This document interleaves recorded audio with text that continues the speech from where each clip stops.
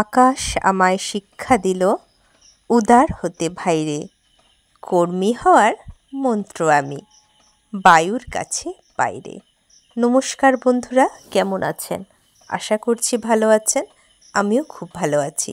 চলে এলাম আমি আমার নতুন দিনের নতুন আরেকটা গল্প নিয়ে। তো দেখুন, এখানে সকালবেলা উঠেই আমাকে তো দেখলেন গ্যাসে আমি ভাত ডাল চাপিয়ে দিয়েছি, আর এখানে কুমড়ো আলুর তরকারি, উচ্ছে ভাজা, আর এটা কি বলো তো, হ্যাঁ, চিতল মাছ। না, চিতল মাছের মুইঠা, গরম ভাতে দুইটা। গানটা তো নিশ্চয়ই শুনেছেন। চিতল মাছের মুইঠা করব না, তেল ঝাল করব, তার জন্য এখানে প্রস্তুতি চলছে। তো এখানে দেখতে পাচ্ছেন আমার বেটু এই যে ঘুম থেকে উঠে দাঁত মাজছে। কিন্তু এই দিকে তো আমার সব রান্না হয়ে গেল বন্ধুরা। এখানে চিতল মাছ তার হচ্ছে তেল ঝাল হচ্ছে, এখানে উচ্ছে আলু ভাজা হচ্ছে।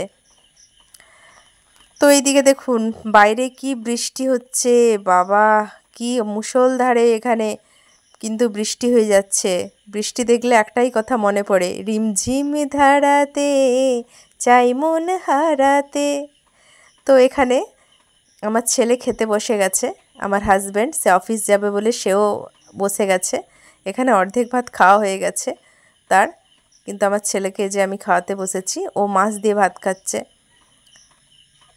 তো ওর খাওয়াটা ভীষণ যেন কষ্টের, জানেন তো, খাওয়াটা মানে ভীষণ কষ্টের। ওকে আমি বলছি বৃষ্টি হচ্ছে, হোক, তুই খেয়ে ভাতটা খেয়ে রেডি হয়ে থাক, তো খেয়ে দে, তারপরে স্কুল যদি বৃষ্টি থামে যাবে। আর প্রচুর কাশিও হচ্ছে গো ওর।